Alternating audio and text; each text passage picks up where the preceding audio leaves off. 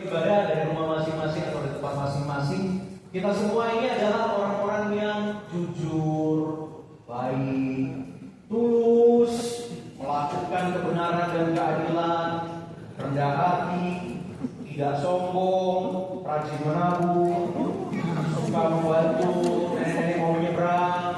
Pasti kita orang-orang baik. Bapak Ibu Saudara, kenapa saya yakin? Karena tampak dari aura wajah Bapak Ibu Saudara, mencerminkan aura penuh kekudusan pada saat ini. Sehingga Bapak Ibu Saudara juga dalam kekudusan itulah kita makanya mau melangkahkan kaki kita bersama-sama beribadah bahkan menyambut perjamuan kudus.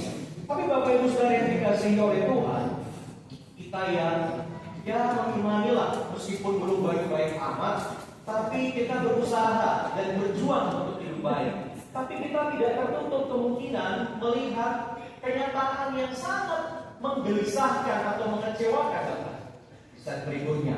Pernah nggak Bapak Ibu Saudara merasakan fenomena atau melihat kenapa kok orang-orang yang curang, suka memfitnah, lalu juga tidak takut Tuhan, munafik, orang-orang begitu, kenapa kadang-kadang kita lihat atau bahkan seringkali hidupnya kok tampaknya kok malah lebih enak, hidupnya nampaknya lebih nyaman, hidupnya nampaknya lebih berkelimpahan, jalannya mulus-mulus saja, nampaknya tempatnya oke-oke saja. Kayaknya gampang semua dia dapatkan ketimbang orang yang jujur, orang yang baik, orang yang beriman, orang yang tulus hati. Bapak Ibu melihat kenyataan ini, perasaannya bagaimana? Saya kira rasanya kecewa kan? Kita udah baik-baik, kita udah berbuat benar, tapi kenapa orang yang kebalikannya kok malah jalan hidupnya kok kelihatannya lebih baik?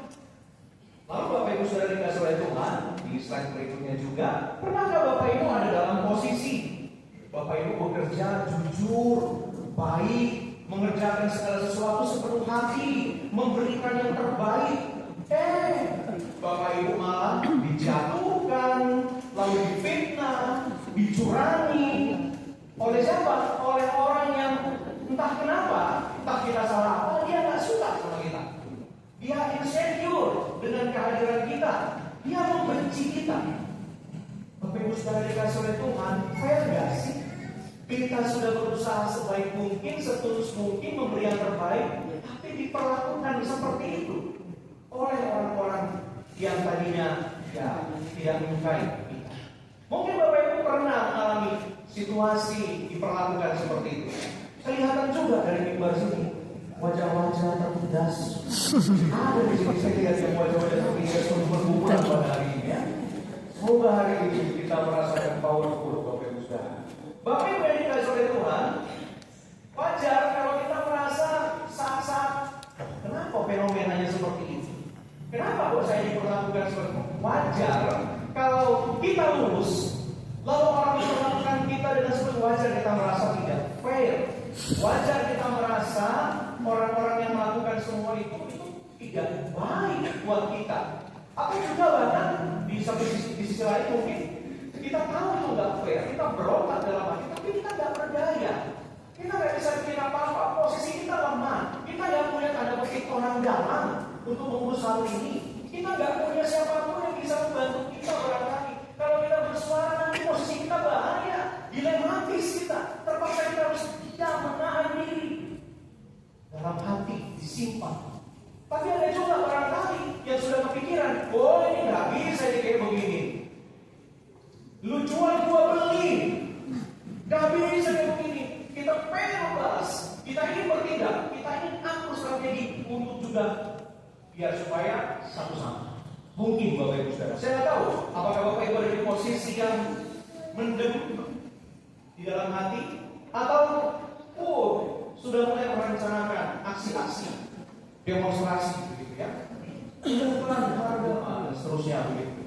Gak tahu Bapak Ibu Saudara di posisi yang mana. Tetapi hari ini Bapak Ibu Saudara, hari ini kita membaca Mazmur 37. Boleh tampilkan dalam semua. Saya ingin, walaupun tadi kita baca cuma 6 ayat Bapak Ibu Saudara, tapi izinkan saya pada saat ini menggunakan Mazmur 37 sebagai alat untuk melakukan yang namanya spiritual check up. Check up spiritualitas buat kita. Bapak Ibu Saudara? Karena Mazmur 37 di situ ada dua kata yang khas. Yang pertama adalah kata orang benar, bahasa Ibrani-nya sadik. Pernah mungkin punya teman namanya Sidik ya, Bapak Ibu ya. Bahasa Arab itu artinya orang benar. Semoga teman Bapak Ibu benar. Ya. Ada namanya sadik, itu orang benar. Dan yang berikutnya yang paling sering muncul di Mazmur 37 adalah kata fasik. Dalam bahasa Ibrani-nya itu tulisannya ra dan sa, tapi bacanya roso. Nah, orang Jawa juga suka bilang roso begitu ya. Tapi bukan roso itu. Ini roso melakukan kejahatan ya. Pokoknya nggak baik, roso. Nah, Bapak Ibu Saudara, mari kita coba. Apalagi kita saat ini akan menerima tubuh Kristus dan darah Kristus. Mari kita coba mengidentifikasi diri saya ini ada di mana saat ini. Ada 5 poin besar yang ingin saya ungkapkan pada pagi hari ini, Bapak Ibu Saudara. Yang pertama, slide berikutnya. Apa sih ciri-ciri orang yang sadik menurut Mazmur 37? Bapak Ibu Saudara, yang pertama, orang yang benar itu tulus, jujur, suka damai. Kalau Bapak Ibu sudah ada di situ, puji Tuhan. Dikatakan juga orang yang rendah hati, itu ciri-ciri orang yang sadik. Berbelas kasih dan murah hati. Lalu kemudian sekali lagi kita ungkapkan benar belas kasihan dan memberi pinjaman. Wah, ini yang agak susah ini ya. Memberi pinjaman, pinjam di uang 100 gitu ya. Nah, Bapak Ibu Saudara, tapi katanya ada orang yang ya tentu dengan bijaksana memberikan pinjaman kepada yang memerlukan. Itu adalah orang benar, Bapak Ibu Saudara ya. Bukan berarti kita pelit menjadi orang benar atau menjadi orang yang terlalu murah hati juga, belum tentu juga. Tapi salah satu tanda orang benar adalah memberi pinjaman. Nah, Bapak Ibu Saudara dikasih oleh Tuhan, yang tadi kita baca di ayat ke-30, Bapak Ibu Saudara. Kalau tadi kan sebelumnya guru sudah itu tentang sikap hati orang benar. Nah, di ayat 30, Bapak Ibu Saudara, itu mulutnya orang benar. Seperti apa mulutnya orang benar? Mulutnya orang benar dikatakan mengucapkan hikmah. Lidahnya membicarakan hukum. Nah, kata hukum di sini Bapak Ibu Saudara kalau bahasa Ibrani-nya mispat. Mispat itu artinya keadilan. Jadi mulutnya ini suka membicarakan apa yang bijaksana, benar, adil dan tidak memfitnah. Jadi kalau mulutnya suka mengatakan hal-hal yang di luar kebenaran, itu beda. Jadi bukan orang sadik. Lalu Bapak Ibu Saudara dikasih oleh Tuhan di ayat 31 dikatakan, di dalam hatinya Taurat Allah. Dan langkahnya tidak goyah dari Taurat Allah. Taurat dari bahasa Ibrani Taurat. Arti Taurat Bapak Ibu Saudara adalah pengajaran. Jadi orang yang benar di hatinya itu selalu ada pengajaran Allah. Dia selalu kalau mau berbuat apapun, mau memutuskan apapun, yang pertama dia periksa adalah kira-kira Tuhan berkenan nggak dengan ini? Atau bahasa Jawanya, what will Jesus do? Gitu. Itu Jawanya agak sedikit ke arah London Bapak Ibu Saudara ya. Jadi what will Jesus do? Apa kira-kira akan Tuhan lakukan? Itu karena di hati orang benar selalu diprosesnya dengan apa kata firman Tuhan, bukan apa kata diri sendiri. Itu orang yang sadik. Dan kemudian berikutnya Bapak Ibu Saudara, ciri orang benar adalah dia sabar menantikan waktu keadilan Tuhan. Saat diperlakukan tidak adil, dia sabar, tidak main hakim sendiri dan tidak langsung bereaksi dengan keras. Sabar. Jadi kalau Bapak Ibu Saudara, sabar itu adalah bagian dari sadik orang benar. Lalu Bapak Ibu Saudara, kita coba lihat kontranya. Orang fasik, rosok. Orang fasik Bapak Ibu Saudara, apa yang dilakukan? Tipu daya. Wah, ini bukan hanya tipu, tapi ada dayanya. Artinya dia sudah menipu dan dia punya kekuatan untuk melakukan begitu. Semangat dia. Tujuan hidupnya adalah menipu, Bapak Ibu Saudara. Ada itu orang begitu. Kalau nggak nipu nggak bahagia ya Bapak Ibu Saudara. Ingat, tipu daya. Bapak Ibu Saudara dikasih oleh Tuhan ada lagi. Orang yang meminjam tidak bayar. Bapak Ibu Saudara, pinjam 20.100 sampai nanti Natal 2045 itu uang nggak balik Bapak Ibu Saudara. Kalau ketemu kita nggak ada perkara kayak santai aja. Rasanya kayak nggak punya utang aja gitu ya. Nah, jadi Bapak Ibu jangan banyak-banyak utang, ya. Nah, ini juga hati-hati Bapak Ibu Saudara. Bentuk-bentuk lainnya adalah meminjam tidak bayar kembali adalah yaitu rasonya di sini pastinya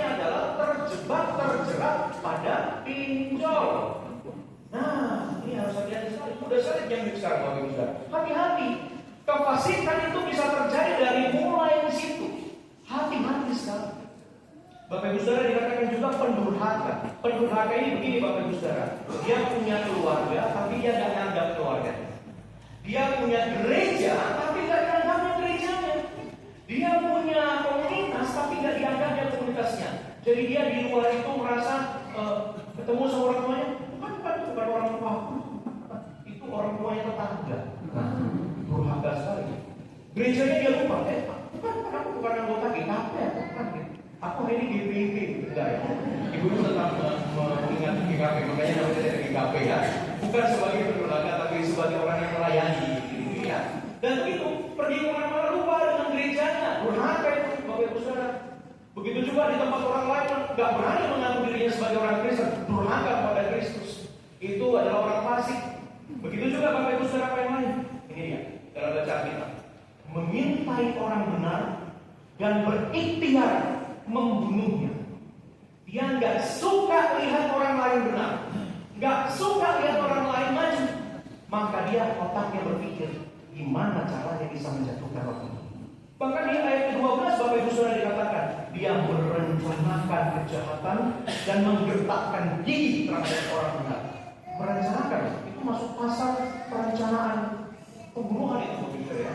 Merencanakan kejahatan, menggertakkan gigi itu kan Bapak Ibu, kalau orang sudah menggertakkan gigi itu kan geram sekali ya. Dia geram gitu, tapi geramnya sama orang benar. Ih, kok ada ya Bapak Ibu Saudara kayak begitu? Ada. Tapi di sini nggak ada yang seperti itu. Terlihat jelas bahwa Bapak Ibu itu orang sahih. Kira-kira. Lalu Bapak Ibu Saudara tadi dikatakan itu menghunus pedang. Ya, menghunus pedang, melenturkan busurnya untuk merobohkan orang sengsara, orang miskin, membantai orang yang menerusi jalannya. Jadi dia hatinya itu ingin, dalam metafor ya, dalam sebuah ilustrasi, dia ingin membunuh, dia ingin menggusur panah orang lain. Bapak Ibu Saudara dikasih oleh Tuhan, dia suka dengan orang yang lurus. Ini adalah orang fasik. Nah Bapak Ibu Saudara, kita sudah mengidentifikasi ada orang sedih, ada orang rosok, ada orang benar, ada orang fasik. Kira-kira jiwa kita lebih ke arah mana? Semoga kita adalah orang-orang sadik, Bapak Ibu Saudara. Kenapa Bapak Ibu Saudara? Karena orang sadik ini adalah yang diperkenan oleh Tuhan. Tetapi Bapak Ibu Saudara, inilah sedihnya. Orang yang benar Bapak Ibu Saudara seringkali tidak disukai oleh dunia. Ingat baik-baik, terang telah datang, tapi dunia tidak menyukai terang. Mereka memilih gelap. Ada banyak hati orang Bapak Ibu Saudara kelihatannya saja terang Bapak Ibu Saudara, tapi sebenarnya penuh dengan kegelapan. Karena itu ada banyak orang yang membuat kita akan terancam, akan membuat kita tertekan. Tapi firman Tuhan, jangan meninggalkan iman, jangan menyerah. Kita lihat slide berikutnya. Ada nasihat penguatan di Mazmur 37 untuk orang benar yang tertekan. Apa itu Bapak Ibu Saudara? Berkali-kali diulangi. Jangan geram terhadap orang jahat. Jangan iri hati kepada orang yang berbuat curang. Jangan geram terhadap orang yang berhasil dalam hidupnya, tapi dia curang, tapi dia menipu. Jangan. Tidak perlu iri hati, tidak perlu geram terhadap dia. Berhentilah marah, tinggalkanlah panas hati. Jangan geram karena itu akan membawa kepada kejahatan. Ada yang mengalami seperti itu. Tuhan mengatakan, ayo, jangan biarkan sukacitamu diambil oleh penindas. Senang dia lihat kita tertindas. Senang dia melihat kita stres. Senang dia melihat kita jatuh sakit karena banyak perasaan yang terbeban. Dia tertawa Bapak Ibu Saudara. Karena itu Bapak Ibu Saudara, jangan biarkan dia tertawa Bapak Ibu Saudara. Sebaliknya, di dalam ayat 3a dikatakan, bersukalah dalam Tuhan. Kalau ada penindas, coba datangi depannya. Ketawa depan mukanya. Supaya dia tahu bahwa kita pura-pura bahagia. Jangan pura-pura. Saya lihat sering sekali terjadi itu kan kalau foto bersama. Ayo foto bahagia, pura-pura bahagia. Kasihan sekali memang ya. Kehidupan orang yang pura-pura bahagia. Tapi kadang-kadang itu diperlukan supaya orang-orang yang menekan dan menindas kita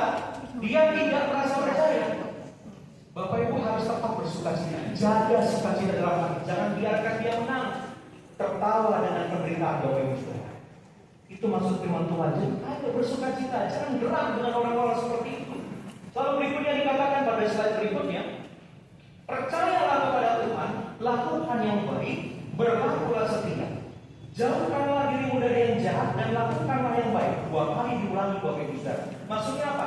Daripada kamu sibuk, stres pikir orang yang tidak adil, orang yang menzolimi, orang yang jahat padamu, lebih bagus fokus melakukan apa yang baik. Kerjakan saja bagianmu, gak usah pikirin dia.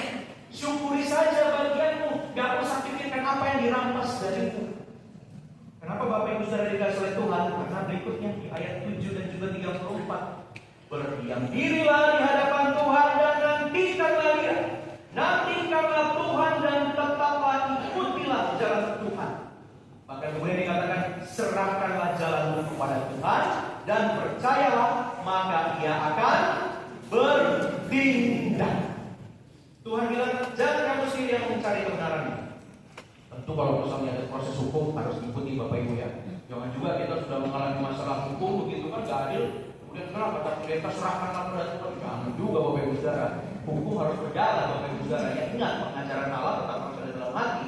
Hukum harus kita jalankan. Tapi Bapak Ibu Saudara yang dikasih oleh Tuhan, jangan dalam hati juga kita punya pemikiran bahwa tidak semua hal bisa kita balas dengan kekuatan kita sendiri. Kadang-kadang banyak yang gak perlu kita balas dengan mulut kita, tindakan kita, dan postingan kita, Bapak Ibu. Ada banyak hal Bapak Ibu Saudara yang cukup Bapak Ibu sampaikan kepada Tuhan dan nantikan Dia bertindak. Dia akan bertindak. Waduh, Bapak Ibu Saudara, jauh lebih dahsyat. Sampai Bapak Ibu akan mengatakan, loh, kok iso? Kok bisa? Bapak Ibu akan terkena. Bapak Ibu Saudara dikasih oleh Tuhan, nasihat juga dari Tuhan kepada orang-orang yang sadik. Bapak Ibu Saudara, ada janji bagi orang yang bertahan di dalam tekanan sekalipun. Apa janji Tuhan slide berikutnya?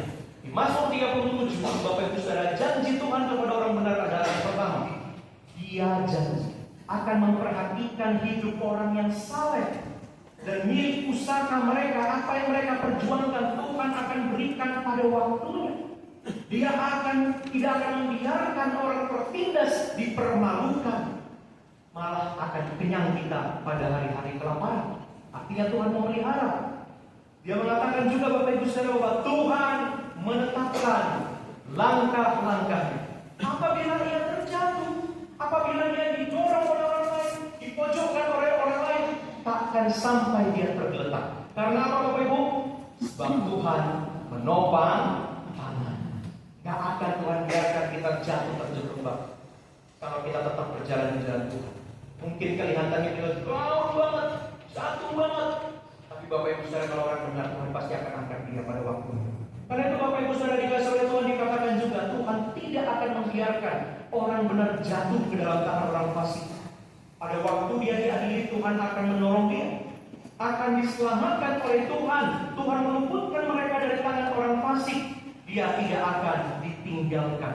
Bahkan Bapak Ibu Saudara dikasih oleh Tuhan, di slide berikutnya dikatakan bahwa Tuhan akan menerbitkan kebenaranmu seperti terang.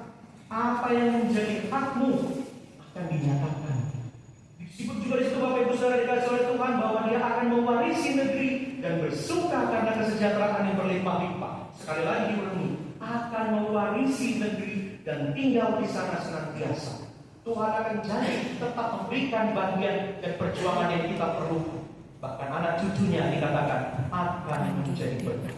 Itulah janji Tuhan kepada orang-orang yang sadik, yang meskipun tertekan tapi tetap berjuang di jalan Tuhan. Tapi hati-hati Bapak Ibu Saudara yang masuk dalam kategori orang fasik. Tuhan mengingatkan, ketika orang fasik melakukan perbuatan-perbuatannya, ketika rancangan-rancangan jahatnya kelihatan sudah mulai muncul dari surga Bapak Ibu Saudara, Tuhan tertawa. Tuhan tertawa melihat orang sombong Bapak Ibu Saudara. Ya ini anak, tinggal tunggu waktunya aja. Kau akan jatuh. Tertawa Tuhan dari surga. Orang itu kan merasa hasil rencana saya. Akhirnya dia akan tercegah juga. hati-hati Bapak Ibu Saudara. Kelihatannya saja baik-baik, tapi Tuhan tertawa dari surga sana, menunggu waktunya. Dikatakan Bapak Ibu Saudara, Daud mengatakan di ayat 36, dia pernah melihat kesaksiannya. Ada orang fasik, kejam sekali, tumbuh mekar seperti pohon aras Libanon. Apa maksudnya? Seolah-olah orang yang jahat ini sukses terus. Apapun yang dibuat, kejahatannya, korupnya, kecurangannya, perselingkuhannya, kayaknya aman aja, gak ada yang ketahuan. Tapi kemudian Bapak Ibu Saudara, dia fokus saja. Daud fokus saja pada aku fokus pada jalan yang Tuhan berikan, apa yang menjadi bagianmu. Lalu kemudian katanya apa?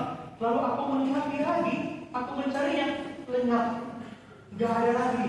Artinya apa Bapak Ibu Saudara? Tuhan sudah bertindak. Pohon Libanon sudah ditebang. Bapak Ibu Saudara perhatikan ayat 15 di dalam bacaan di dalam surat kita. Katanya di situ, pedang orang fasik akan menikam dada mereka sendiri dan busur mereka akan dipatahkan. Tadinya dia menggunakan, dia punya strategi, dia punya kebijakan, dia punya rencana untuk bagaimana caranya menjatuhkan orang lain. Tapi kata peribahasa, senjata makan tuan. Yang dia rencanakan untuk menjatuhkan orang lain, persis di titik itu juga Tuhan jatuhkan. Persis dengan cara yang kurang lebih serupa, Tuhan nyatakan apa yang benar.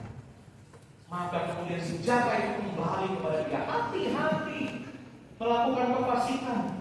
Dikatakan berulang-ulang Bapak Ibu Saudara, orang berbuat jahat akan dilenyapkan. Sedikit waktu lagi lenyap orang fasik, akan binasa, akan dilenyapkan. Penduduk harta dibinasakan bersama-sama dan masa depan orang fasik dilenyapkan.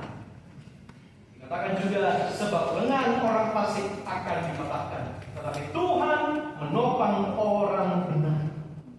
Bagaimana Tuhan betul-betul membela orang benar dan orang fasik pada waktunya akan dilenyapkan.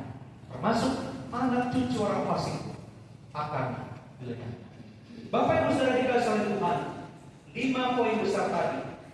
Ciri orang benar, ciri orang fasik, nasihat terhadap orang benar, janji Tuhan kepada orang benar, dan yang berikutnya adalah nasihat untuk orang fasik atau hukuman untuk orang fasik.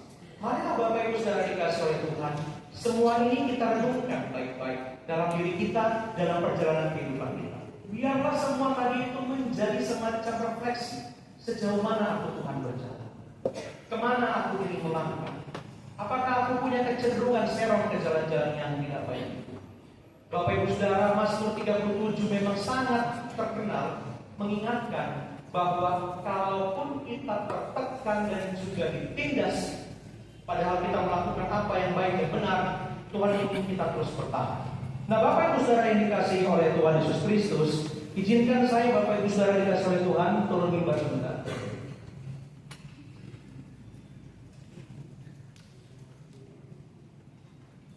Bapak Ibu Saudara, saya ingin menggambar yang tidak kelihatan di depan. Mohon maaf ya, ini khusus memang untuk di depan. Posisi menentukan prestasi. Ketempatan di belakang. Bapak Ibu hal kecil barangkali dalam peradaannya. Bapak Ibu Saudara dikasihi oleh Tuhan, saya minta bantuan Bapak Ibu. Saya mau menggambar Bapak Ibu. Ya, saya bukan lulusan di sini. Jadi gambar saya Bapak Ibu Saudara sangat tidak jelas. Ya. Bapak Ibu Saudara, saya menggambar sebuah garis. Katakanlah Bapak Ibu Saudara, garis ini, garis lurus ini adalah 100 cm. Bapak Ibu ya, 100 cm. Tolong saya Bapak Ibu Saudara, bagaimana caranya memperpendek garis ini tanpa menghapus garis ini? Silakan. Tolong dipendekin garisnya tanpa apa Bapak Ibu Saudara, tanpa dihapus. Bapak Ibu yang bisa tolong ini lebih pendek Bapak Ibu Saudara.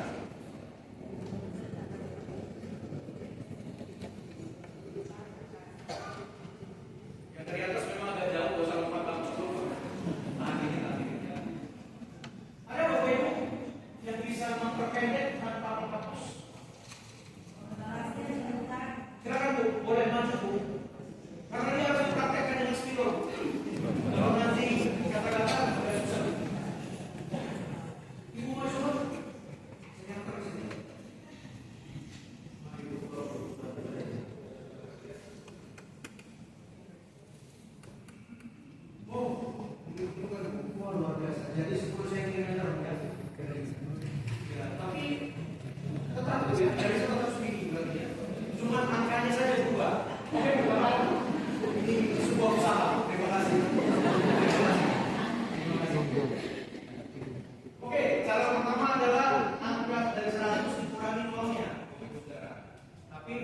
menambah ini tapi tetap segini panjangnya kelihatannya.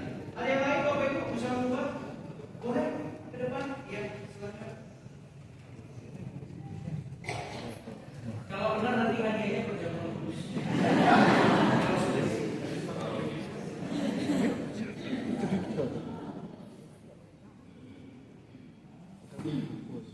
Oke, baik.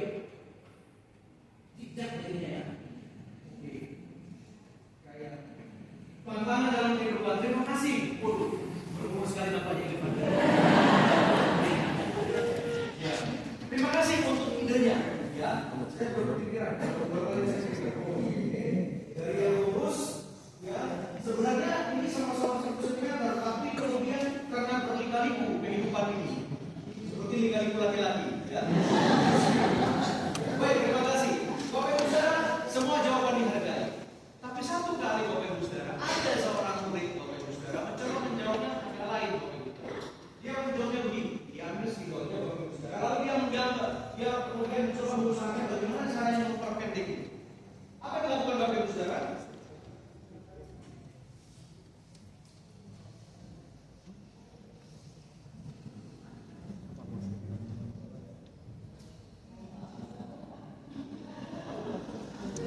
Dia gambar satu garis lagi dengan ukuran lebih panjang, sehingga akhirnya yang di atas jadi lebih pendek, memperpendek dengan yang lain.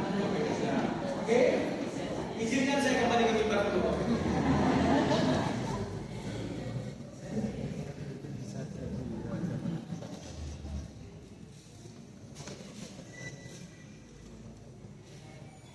Baik Bapak Ibu Saudara dikasih oleh Tuhan. Jadi anak itu kemudian mencoba untuk memperpendek garis yang di atas dengan memperpanjang sebuah garis baru, sehingga kemudian yang di atas kelihatan lebih pendek memang akhirnya. Apa maksudnya Bapak Ibu Saudara dikasih oleh Tuhan? Maksudnya Bapak Ibu Saudara boleh tampilkan dalam slide. Saya menggunakan bahasa Jawa Bapak Ibu Saudara ya. Bapak Ibu Saudara dikasih oleh Tuhan untuk mencari yang terbaik. Tidak perlu menjatuhkan atau menyingkirkan atau menjelekkan pihak lain. Untuk memperpanjang garis itu tidak perlu menghapus dia. Cukup fokus membuat sesuatu yang lebih baik. Sehingga pada akhirnya orang dapat melihat perbedaan. Mana yang pendek, mana yang panjang. Tidak perlu dia hapus. Bapak Ibu Saudara dikasih oleh Tuhan, apa maksudnya? Cukup kita fokus melakukan kebaikan secara konsisten. Biar waktu yang akan membuktikan semuanya. Fokus saja untuk berbuat baik. Jangan hapus. Bukankah Bapak Ibu mengingat perkataan Tuhan Yesus bahwa di dalam hidup ini akan selalu ada yang namanya gandum dan ilalang. Kalau dicabut ilalangnya Bapak Ibu Saudara, gandum tercabut. Ada saja Bapak Ibu Saudara dalam kehidupan ini, entah itu di keluarga, entah itu di gereja, entah itu di masyarakat dan di pekerjaan, situasi-situasi ilalang. Jadi kita nggak usah fokus kepada ilalangnya, tetaplah bertumbuh. Kata Jawanya Bapak Ibu Saudara adalah menang tanpa ngasorake. Menang tanpa melecehkan orang lain, menang tanpa mesti harus membuat orang lain jatuh. Tetap Bapak Ibu Saudara percaya, permata akan tetap bersinar meskipun terpendam dalam kubur. Sudah, biarkan saja mereka berlari. Fokus pada karya, tunjukkan garis yang lebih baik. Itu saja. Yang kedua Bapak Ibu Saudara dikasih oleh Tuhan sebagai jemaat atau umat Tuhan yang istimewa. Bapak Ibu Saudara, apa istimewanya umat Tuhan dalam Mazmur 37 selain yang pertama tadi? Yaitu kata Jawanya lemah teles, gusti sing bales. Lemah teles itu tanah basah begitu. Gusti sing bales, Tuhan yang membalas. Maksudnya Bapak Ibu Saudara kira-kira apa filosofi Jawa ini? Baik dan buruknya yang diperbuat seseorang, semuanya akan dibalas oleh Tuhan. Tuhan tidak tidur. Bahasa Jermannya Gusti mboten sare. Jermannya jejer kauman. Bapak yang dikasih oleh Tuhan, Tuhan tidak luput, dia melihat semuanya.